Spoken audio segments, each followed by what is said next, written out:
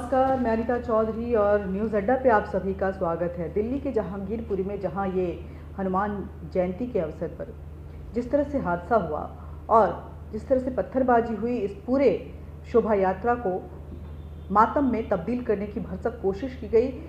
यही कुछ चीज़ें जो हैं अभी 2022 में आप जो देख रहे हैं, इससे विभत्स रूप हमने 2020 में भी देखा था जब ईस्ट दिल्ली में हुआ था। ये नॉर्थ दिल्ली में हुआ है, वो ईस्ट दिल्ली में हुआ था। दिल्ली के अलग अलग पार्ट्स को इस तरह से टारगेट किया जा रहा है और उसमें कहीं ना कहीं एक दहशत फैलाने की कोशिश की जा रही है।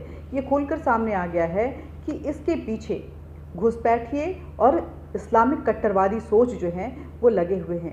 लेकिन आपको पता है कि दिल्ली में कितने घुसपैठिए रहते हैं और किस तरह से केजरीवाल सरकार उनको अपना समर्थन और सहयोग दे रही है। ये रोहिंग्याज भी हैं, बांग्लादेशी घुसपैठिए भी हैं और ये यहाँ रह करके अब वो घुसपैठिए नहीं रह गए हैं, बल्कि केजरीवाल सरकार की मदद से अब वो भारत के नागरिक बनते जा रहे हैं। उनको धीरे धीरे फर्जी तरीके से सारे डॉक्यूमेंट्स जो हैं वो मुहैया करवाए जा रहे हैं। साथ ही उनको वो सारी सुविधाएं भी दी जा रही हैं ताकि वो सुविधापूर्ण तरीके से यहाँ पे रह सकें और इस देश को बर्बाद करने की जो उनकी मुहिम है उसको बड़े ही सुचारू तरीके से अंजाम दे सके। केजरीवाल सरकार जो कि मुफ्त की रेवड़ियाँ बांटते हुए वो लोगों से वोट बटोरती है, उसके पीछे मकसद सिर्फ सत्ता में आना नहीं रह जाता है, बल्कि उसका मकसद होता है कि किसी भी तरह देश विरोधी तत्वों को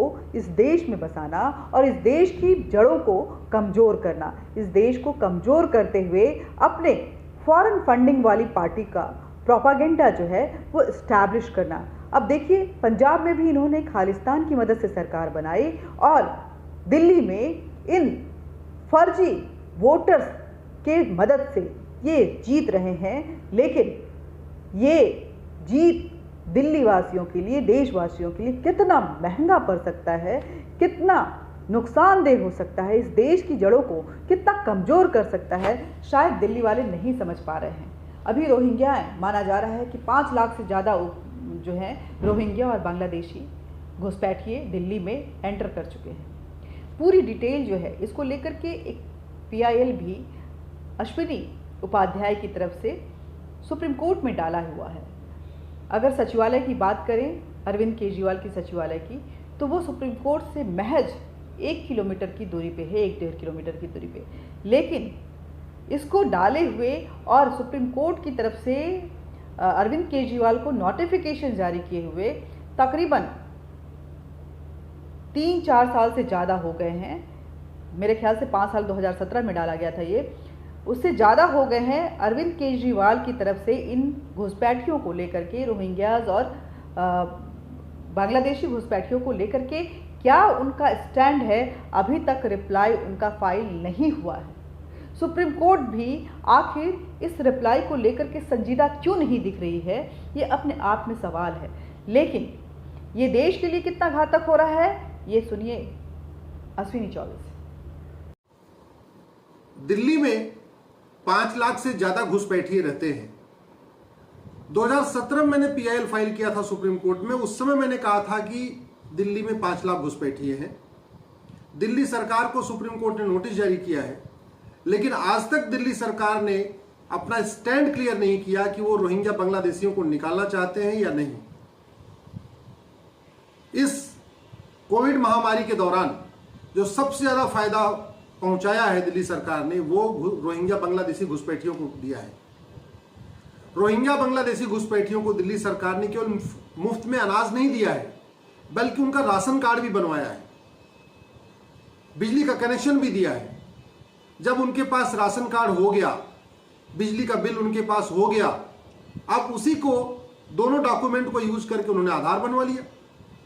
जब 3 डॉक्यूमेंट हो गए तो थोड़ा और उन्होंने पैसे खर्च किए, घूस दिया और उसके बाद उन्होंने वोटर ID में अपना नाम जुड़वा लिया। तो आज की डेट में दिल्ली में रहने वाले रोहिंग्या बांग्लादेशी घुसपैठियों के पास आधार भी है, राशन कार्ड भी है, वोटर ID भी है और सभी सरकारी योजनाओं का लाभ ले रहे। इसके लिए बहुत हद तक दिल्ली की सरकार जिम्मेदार है। मैं केजरीवाल जी से रिक्वेस्ट करता हूं, सुप्रीम कोर्ट में मैटर चल रहा है, 2017 से चल रहा है, आपकी सरकार सुप्रीम कोर्ट में अपना स्टैंड क्यों नहीं क्लियर कर रही है? आप घुसपैठियों के पक्ष में हैं या घुसपैठियों को निकालना चाहते हैं या घुसपैठियों को परमानेंट कहीं बसाना चाहते हैं? अपना स्टैंड क्लियर करिए। आप सुप्रीम कोर्ट में कुछ जवाब नहीं दे रहे हैं और आपके नीचे मातहत अधिकारी घुसपैठियों का राशन कार्ड बनवा रहे हैं, वोटर आईडी बनवा रहे हैं, आधार बनवा रहे हैं, सब कुछ उनको डॉक्यूमेंट दे रहे हैं। तो कल को अगर एनआरसी लागू भी होगी तो कोई फायदा क्या होगा? उनको पहचान करना बहुत मुश्किल हो जाएगा। तो सुना आपने किस तरह से इस देश को बर्बाद करने के लिए, इसकी जड़ों को खोखला करने के लिए अरविंद केजरीवाल की तरफ से पूरा प्रोपागेंडा रचा जा रहा है। तैयारियां जबरदस्त है इस देश में भारत को फिर से एक बार रसातल में ले जाने के लिए, लेकिन कामयाबी कितनी हासिल होगी ये देखना होगा, क्योंकि जब जब बुरी नज़र पड़ी है, भारतीय एकजुट हुए हैं, आर्यन एकजुट हुए हैं, सनातनी एकजुट हुए हैं और उन बुरी नज़रों को नेस्तो नाबूद किया है। उम्मीद यही की जा रही है कि भले फंडिंग फॉरेन से हो रही होगी, बाहरी पैसा है, लेकिन लोग देश के हैं। ऐसे में देश के खून में उबाल जरूर आएगा और इस तरह से हमारे देश के को नेस्तो नाबूद करने वाली सोच को वो ख़त्म ज़रूर करेंगे। चाहे वो पंजाब में खालिस्तानी सोच के साथ सरकार बनाने की बात हो या घुसपैठियों की मदद से दिल्ली को बर्बाद करने की एक साजिश हो। जय हिंद, जय भारत। वीडियो को ज़्यादा से ज़्यादा शेयर कीजिएगा, ये जानकारियाँ हर किसी के पास जानी चाहिए। चैनल को सब्सक्राइब कीजिए, लाइक कीजिए, बेल बटन दबाइए और कुछ लिखा कीजिए, बोला कीजिए कि आप इस तरह के मुद्दों को, ज्वलंत मुद्दों पे क्या अपने विचार रखते हैं, क्या अपने मत रखते हैं। जय हिंद, जय भारत।